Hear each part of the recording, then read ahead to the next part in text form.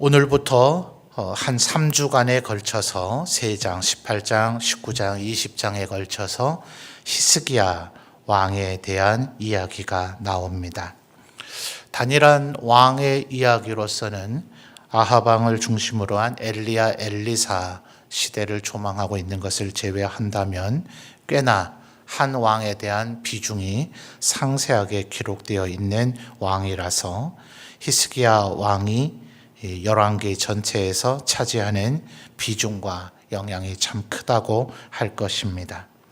그럴 수밖에 없는 것이 3절 말씀을 보면 드디어 유다의 여러 왕들 가운데서도 다윗처럼 행했다 하는 우리가 그토록 보고 싶었던 왕이 나타나고 있죠.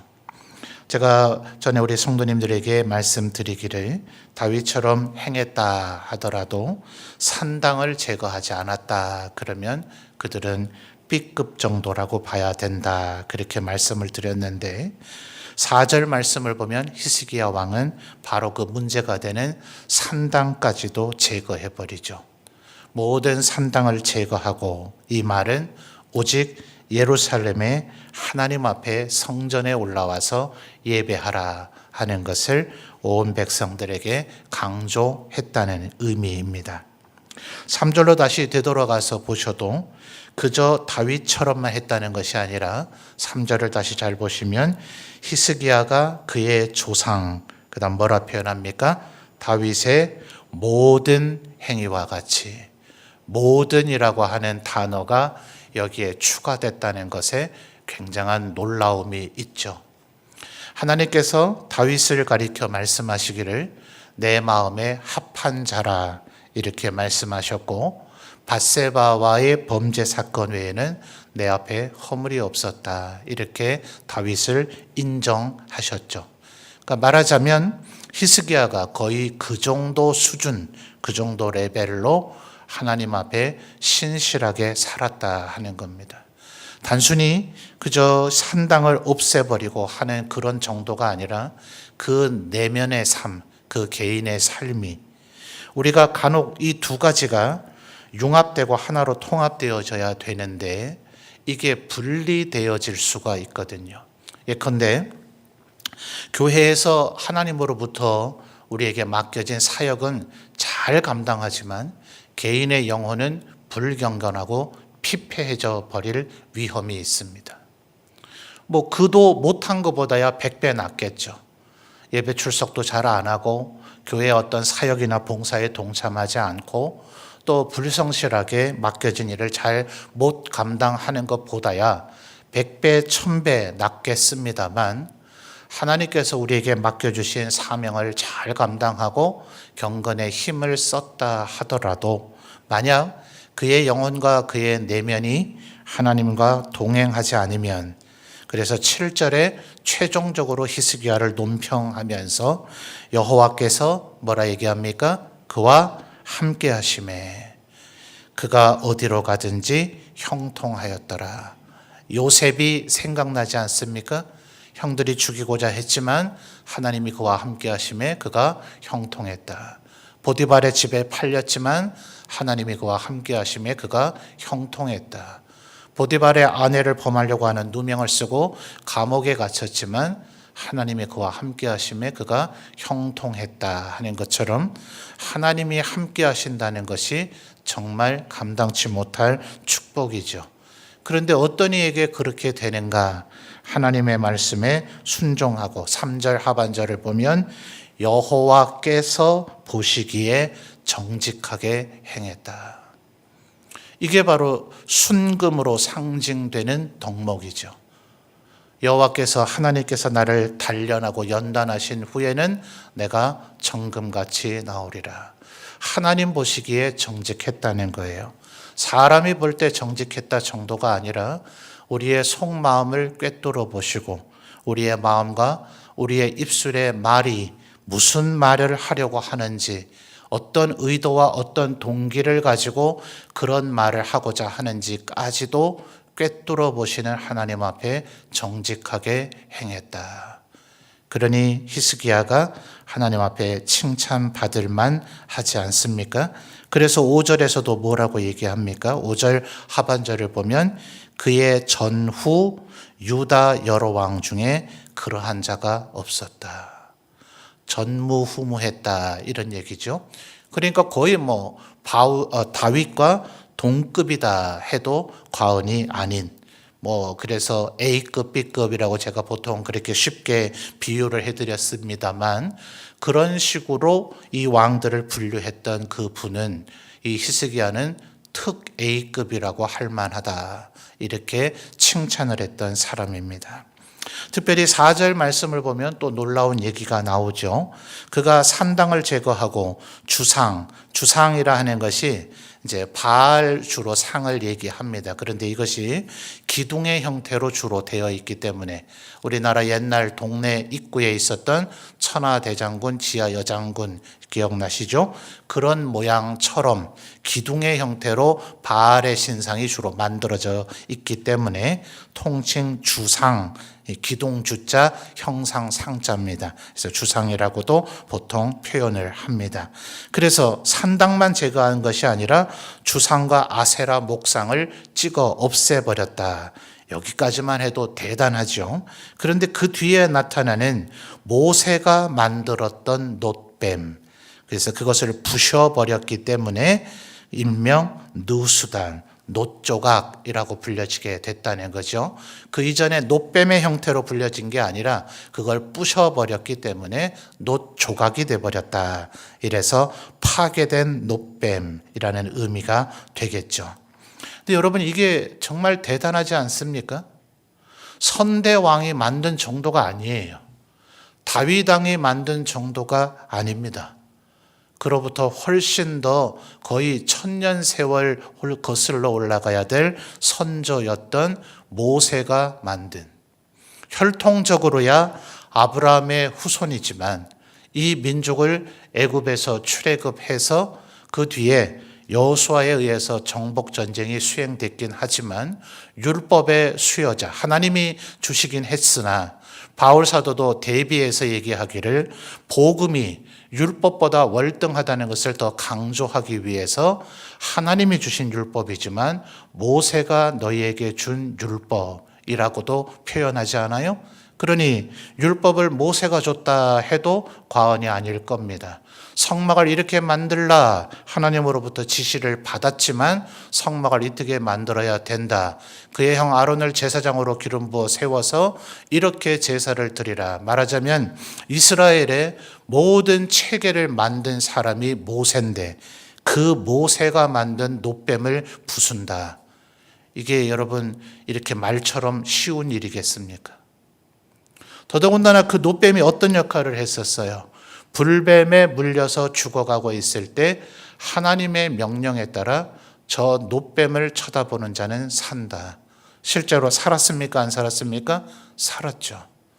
모세가 만들었고 하나님의 명령에 따라 만들었고 그걸 쳐다보면 죽어가던 자가 살아났던 뱀입니다.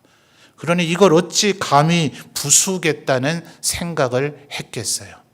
히스기야의 지금 정도가 어느 정도였는가 하는 것을 우리가 생각해 봐야 되는 겁니다. 여러분 어쩌면 우리 안에도 이런 누수단 같은 것들이 굉장히 많이 있으려는지 모릅니다.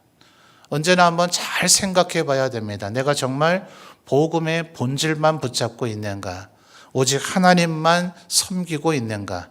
혹시 이 놋뱀과 같은 껍데기, 아니 우상 같은 것을 더 소중히 여기고 있지는 않은가? 여러분 중세가 소위 되기 전에 1054년에 이미 동방정교회, 동로마를 배경으로 했던 동방정교회와 그리고 이탈리아에 있는 로마를 중심으로 한 서로마의 로만 캐톨릭은 서로를 정죄하고 파문합니다. 그러니까 로마 캐톨릭의 입장에서 볼 땐 동방정교회는 이단이요 하나님의 교회가 아니다. 동방정교회도 말하기를 서방 로만 캐톨릭은 하나님의 교회가 아니고 이단이다. 이렇게 서로를 정죄하고 파문했어요. 우리 개혁교회의 용어로 하면 제명 출교해버린 겁니다. 그러니까 더 이상 세례를 베풀 때 성부와 성자와 성령의 이름으로 세례를 베풀잖아요.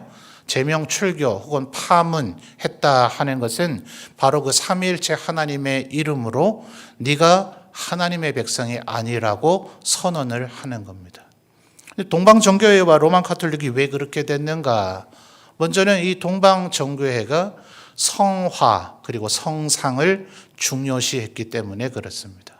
그래서 성화를 그려놓고 예수님의 형상 이렇게 생기지 않았을까라고 그려놓고 그것을 통해서 하나님을 잘 깨달아 아는 자리에 이른 정도로 끝난 것이 아니라 그 그림 자체를 숭배하기 시작을 했어요. 그래서 이 중세 동방정교에서 이렇게 성화를 숭배했던 그곳을 아이콘이라 불렀습니다. 여러분 지금 우리 핸드폰에도 아이콘 있죠? 바로 그 단어가 거기서부터 비롯된 겁니다.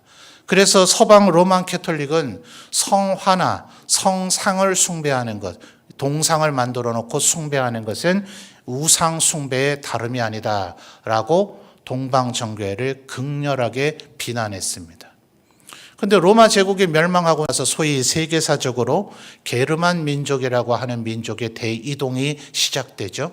동방에서부터 흉노의 일파라고 하는 종족이 훈족이라고 서양에서는 불려서 그들이 게르만 고트족들을 압박하고 그들이 로마 제국 안으로 밀려 들어가서 로마 제국 안에 오늘날의 유럽의 각 나라들이 세워집니다.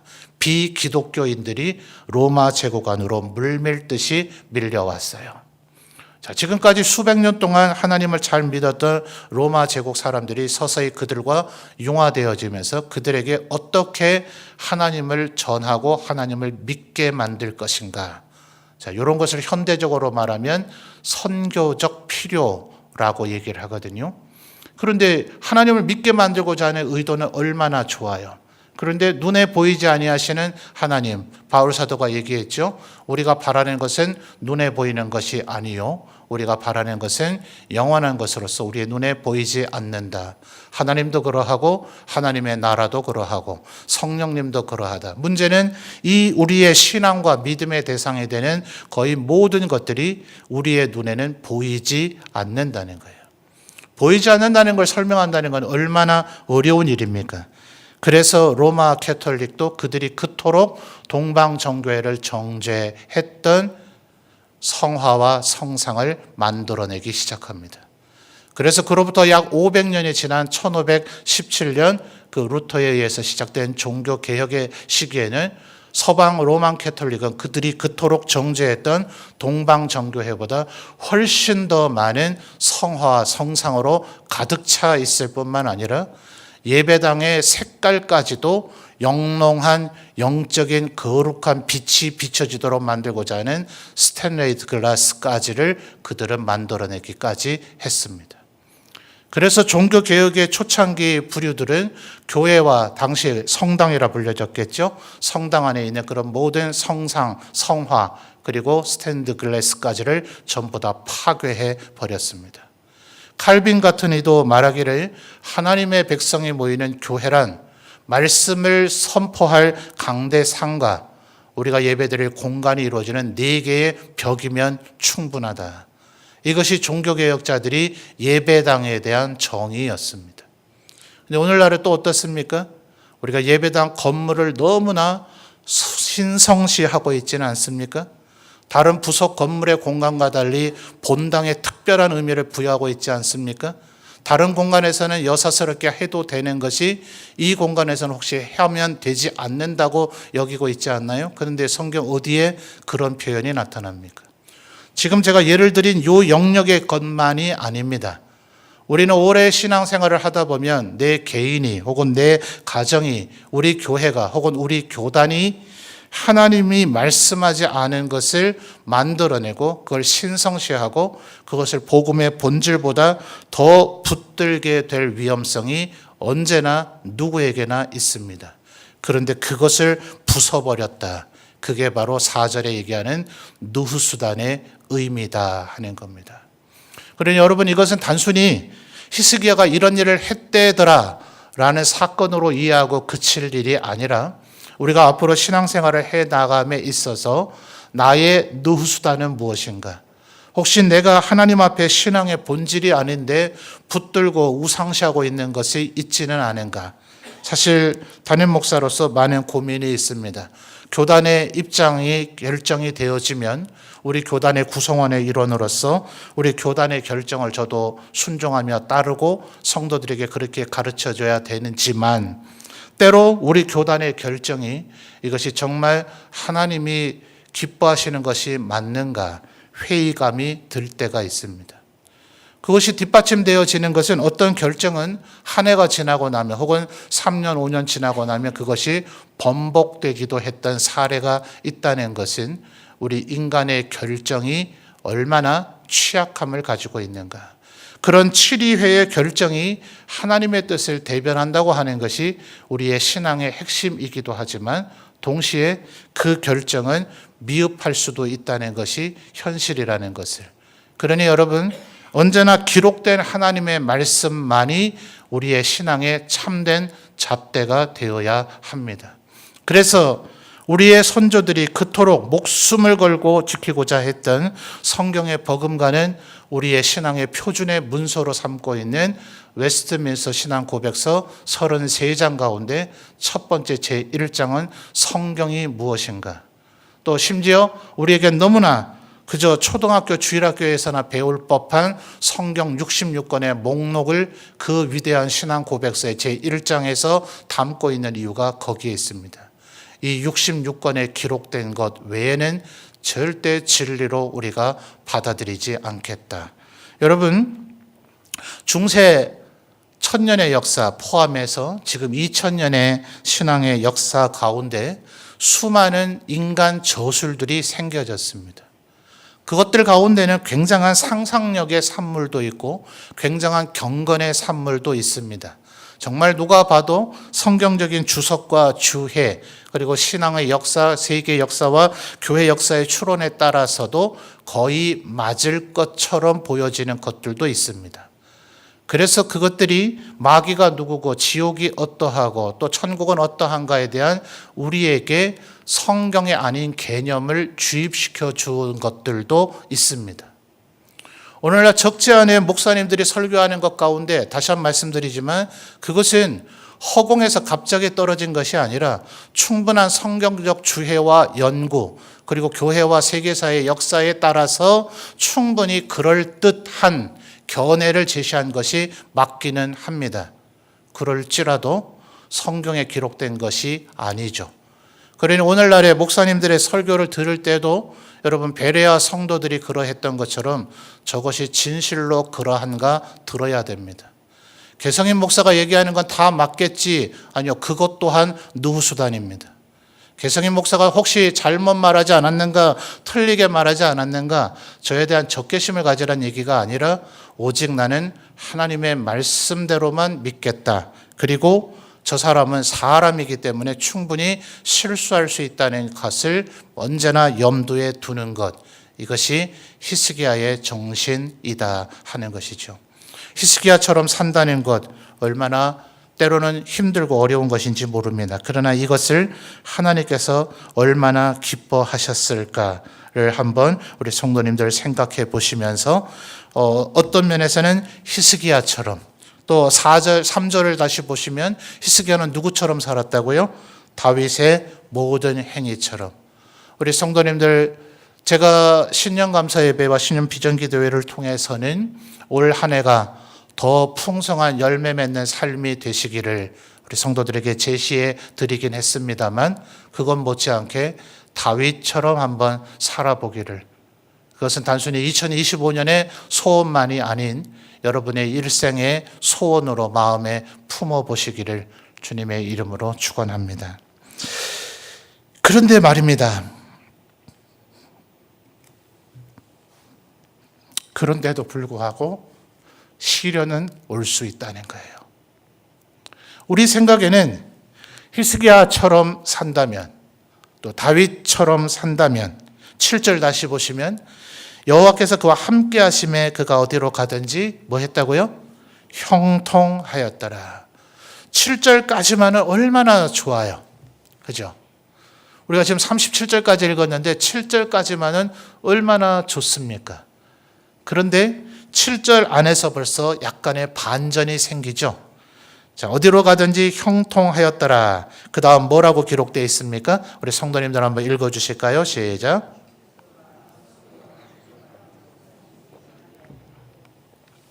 아수르 왕을 배반했다 그래요. 실상은 히스기야가 배반한 것은 아닙니다. 배반이라는 것은 아수르 왕의 기대감에 반하게 행동했다라는 의미죠. 이렇게 장황하게 설명하려니까 어려워서 한글로 번역하면서 배반했다 이렇게 했는데, 우리 흔히 쓸 때는 이게 히스기야가 이렇게 한 것 같잖아요. 그런데 사실은 그의 아버지 아하스가 이렇게 했죠. 기억하십니까? 아하스가 북이스라엘의 왕과 아람 왕 르신이 남유다를 쳐들어오니 아람보다 더 북쪽에 있는 아수르에게 도움을 청해서 이들을 물리쳐 주시면 제가 보상해 드리겠습니다 라고 아수르를 끌어들인 것이 바로 남유다의 왕이었다 그랬죠. 저 먼 옛날 남유다의 왕 아사가 북이스라엘 왕 바사가 자기를 쳐들어오므로 그때도 아람 왕에게 뇌물을 줘서 북이스라엘을 후방에서 공격해 주십시오 라고 아람을 끌어들였던 것도 남유다라 그랬습니다. 여러분, 지금 히스기야가 아무리 하나님의 말씀대로 살았다 하더라도 아하스의 죄 때문에 히스기야가 벌받지는 않습니다. 그런데 십계명에서 하나님의 약속을 기억하십니까? 너희들이 이 말씀대로 순종하며 살면 만대까지 축복을 받을 것이지만 이 말씀에 불순종하면 4대까지 보응하리라. 아버지가 포도를 먹으면 아버지의 이가 시일 뿐 아들의 이가 시어지지는 않는다고 주님 말씀하셨는데, 이 말씀과 충돌되는 얘기 아닙니까? 할아버지, 증조할아버지가 범죄하면 아들, 손자, 증손자가 벌받고 저주받는가? 그게 아니라 그 죄악된 삶에 영향을 받는단 말이에요. 아무렇지 않게 분명히 믿음을 가지고 있다 싶은데, 우리 아버지가, 교회에서는 꽤나 경건한 분으로 알려져 있는 우리 아버지가 밥 먹듯이 너무나 거리낌 없이 아무런 양심의 가책 없이 조금도 두려움 없이 죄악을 밥 먹듯이 저질러 버리면, 아, 신앙이란 이런 거구나. 하나님 믿는다는 것이 저 정도 일쯤은 아주 아무렇지 않게 해도 괜찮은 것이구나 라는 그릇된 확신을 아들과 손자, 증손자에게 심어줄 수 있다 이 말이에요. 그런데 하나님 말씀대로만 잘 순종하며 살면 1만 대, 만 대까지 축복하시겠다는 것과 4대 보응하신다는 것은 얼마나 하나님의 사랑이 큰가를 보여주고 있느냐 하는 것이죠. 지금 히스기야가 직접 아수르를 끌어들인 것은 아닙니다. 그런데 아버지 아하스가 아수르를 끌어들여 놨었기 때문에 그 아들 히스기야에게도 아수르 왕에게 조공을 바쳐야 되는 의무가 드리워져 있었고, 이제 오직 하나님만 의지하고자 하는 히스기야는 그 조공을 바치지 않으므로 아수르 왕의 분노를 사게 된 거죠. 그래서 이미 지난주에 우리가 17장에서 살펴봤었던 9절에서 12절까지 북이스라엘이 멸망당하는 것을 히스기야는 그대로 지켜봅니다. 북이스라엘의 왕 호세아 입장에서는 9절 말씀을 보면 호세아 왕의 7년에서부터 9년까지 3년 동안 포위되어 있다가 사마리아가 함락됐죠. 근데 히스기야의 왕의 입장에서 볼 때는 9절에 히스기야가 왕이 된 지 4년에서 7년 되는 사이에 이 일이 벌어졌다 말입니다. 이미 그 전에 7절에서 이미 히스기야는 더 이상 아수르 왕에게 조공을 바치지 않았죠. 그런데 아수르 왕이 북이스라엘을 멸망시키면서 남유다를 향해서 이를 갈았겠죠. 그래서 13절에 그로부터 7년이 더 지나고 난 후 7년 동안 준비한 아수르는 이제 남유다까지 정벌을 시작합니다.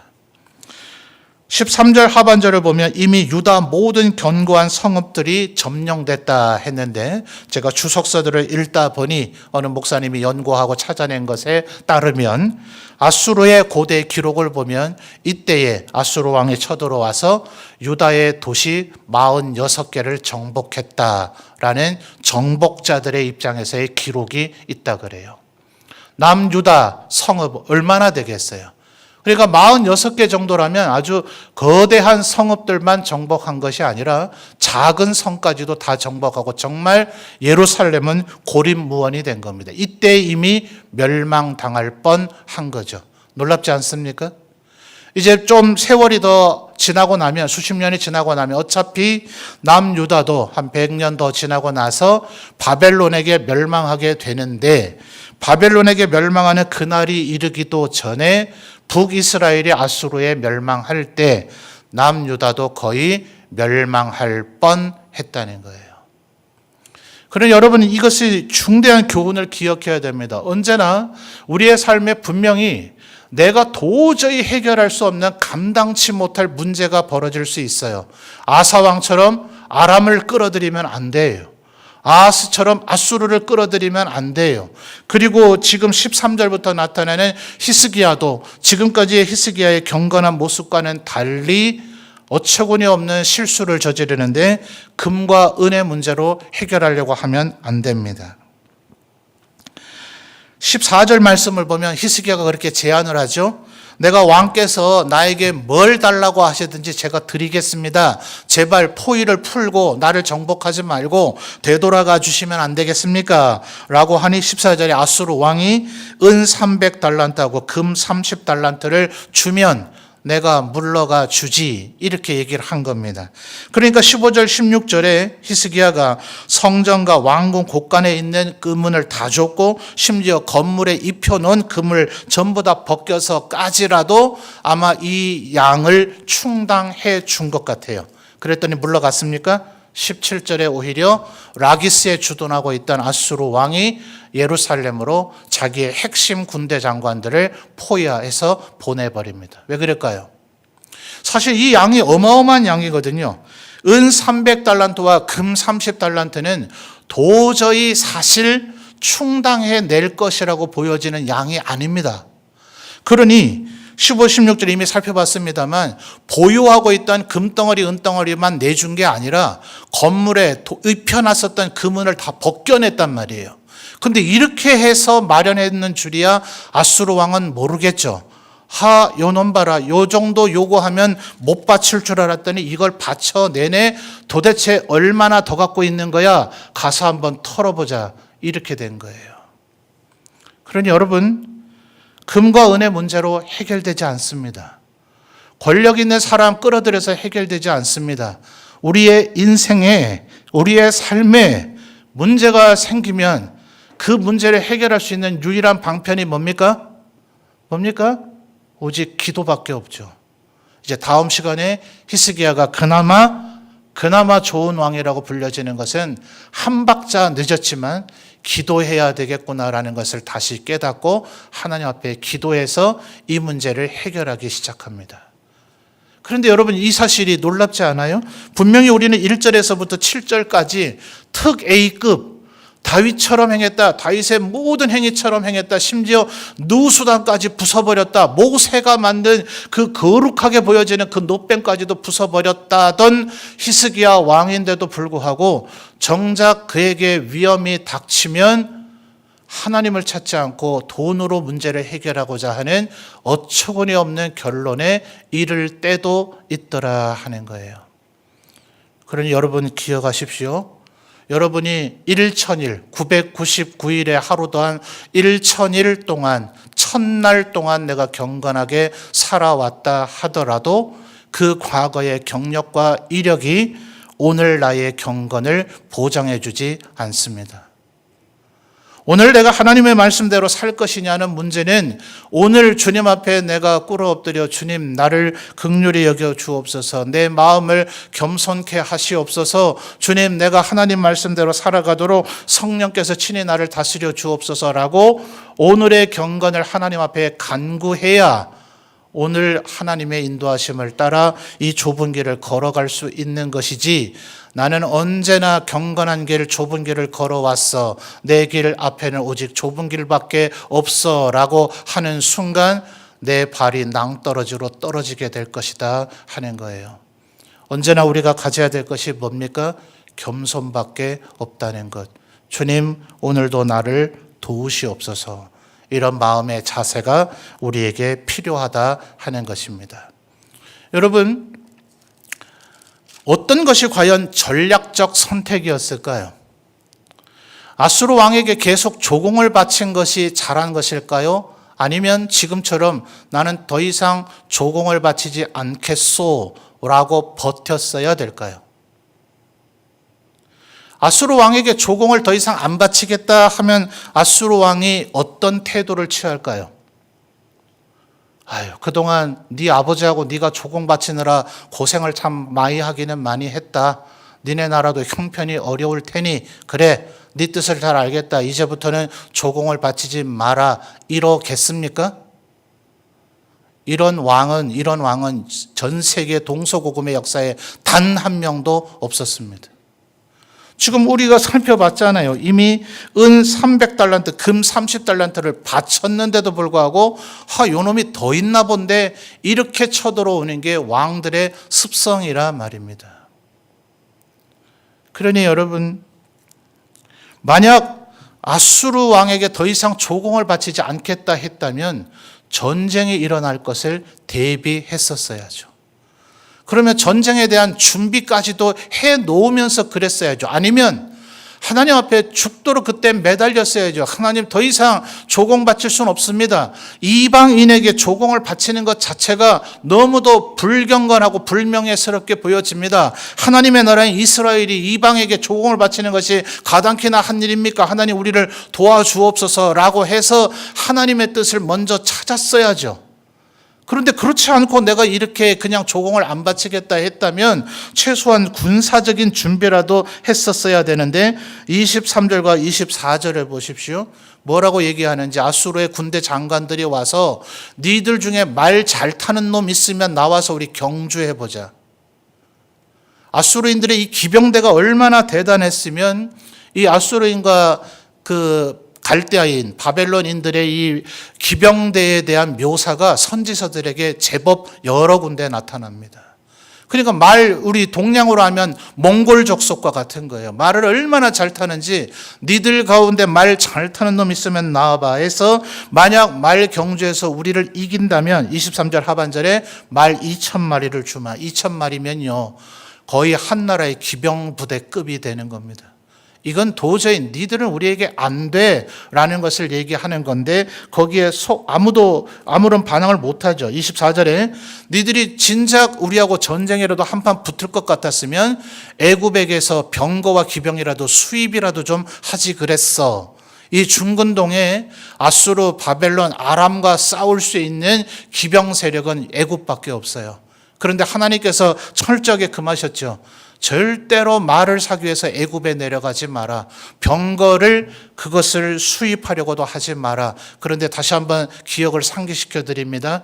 이 말씀을 정면으로 위배하고 애굽의 기병과 말과 병거를 사서 무기 무역으로 돈 벌어들인 사람이 누군지 압니까? 그게 솔로몬입니다. 세계사를 연구하는 학자들이 여기에 이제 약간 의문점과 토론이 있긴 해요. 솔로몬이 그거 팔아먹었다고 아람과 아수르와 바벨론이 갑자기 기병국가가 되었겠는가? 라는 것과 애굽의 신기술이 그들에게 융합이 돼서 더 발전되었는 것인가? 이런 것에 대한 견해는 좀 있습니다. 그러나 어쨌든 솔로몬이 무기무역으로 스스로의 화를 자초했다는 것. 그러니까 지금 아수르 세력이 와가지고 니들 가운데 기병대 있으면 한번 나와봐 이렇게 얘기를 합니다. 나올 수 있습니까? 없어요. 유다인의 기병 세력이 거의 전무합니다. 그러니까 이렇게 조롱을 당해도 할 말이 없는 겁니다. 이러면 군사적으로 조금 피해 입을 수도 있습니다. 우리의 삶에 이런 부분은 언제든지 여러분, 때로 여러분이 돈을 벌고 있다면 돈을 잘 벌 수도 있고 못 벌 수도 있지 않아요? 사람과의 관계 속에 어떤 사람 때문에 굉장히 행복할 수도 있고 어떤 사람 때문에 굉장히 속상할 수도 있지 않아요? 우리가 하나님 앞에 경건하게 살면 언제나 돈 잘 벌고 언제나 인간과의 관계가 원만합니까? 그게 꼭 비례되는 게 아니라고 지금 말씀드렸죠. 히스기야가 이토록 하나님을 잘 섬겼지만 그래도 아수르가 쳐들어오는 일은 있다 하는 거예요. 그러니까 이런 일은 우리의 삶에 이거와 상관없이 우리가 하나님의 말씀에 잘 순종했느냐와 상관없이 일들이 벌어지기도 합니다. 그런데 우리가 절대로 놓치지 말아야 될 것은 있습니다. 아수르가 지금 그걸 건드리고 있어요. 22절에 뭐라고 얘기합니까? 일부러 지금 히스기야 왕을 조롱하는 겁니다. 히스기야가 너희들에게 아마 이랬을 거야. 우리는 우리 여호와 하나님을 의지한다. 히스기야가 아마 너희에게 이걸 계속해서 강조했을 거야. 22절 하반절에 예루살렘의 이 제단 앞에서만 예배한다. 그런데 그들이 감히 하나님을 조롱합니다. 25절에 우리가 하나님의 뜻이 여호와의 뜻이 아니고서야 너희를 쳐들어왔겠냐. 하나님 의지한다고 되겠어? 그래서 이 30절에 또다시 얘기합니다. 여호와를 의뢰하라 함을 듣지 말라. 여호와께서 반드시 우리를 건지실 거라 하는 말을 듣지 말라. 히스기야 말을 믿지 말라. 그 어떤 나라의 신들도 자기의 백성을 지켜내지 못했다. 우리 아수르에게서 자기 백성을 지킨 신들이 어디 있느냐? 33절, 34절에 여러 민족의 신들이 실패했을 뿐만 아니라 너희 여호와 하나님도 실패할 것이다 라고 하나님을 조롱합니다. 마치 다니엘이 기도하는 것 외에는 허물이 없었던 것처럼 히스기야에게 지금 공격당하는 것이 하나님을 믿는 일입니다. 여러분, 이러면 우리는 살 길이 있습니다. 여러분, 살다 보면 돈 버는 게 돈의 흐름이 그렇게 눈에 늘 보입니까? 우리 돈 못 벌 때도 있습니다. 내가 아무리 사람을 만족시켜 주려고 해도 사람과의 관계가 정말 말도 안 되게 꼬여버릴 때도 있습니다. 그러나 그 어떤 상황 가운데도 우리가 절대로 놓치지 말아야 되는 것은 하나님을 의지하는 것, 하나님을 예배하는 것. 여기에만 놓침이 없으면 하나님께서 그 마지막 순간에 반드시 우리를 건지십니다. 이거 놓치시면 우리는 끝이 나는 거고, 이것만 놓치지 않으시면 때로 우리의 삶에 고난도 있고 환난도 있고 시련도 있고 손해됨도 있지만 다시 하나님께서 우리를 회복시키실 것이다 하는 거예요. 지금 히스기야가 다스리고 있는 유다 백성들은 이것을 놓치지 않았습니다. 히스기야의 이 진도에 거역하지 않았습니다. 그들은 산당을 없애고 주상과 아세라상을 파괴하고 누수단을 파괴하는 것 때문에 히스기야에게 반역을 하거나 히스기야에 반란을 일으키지 않았습니다.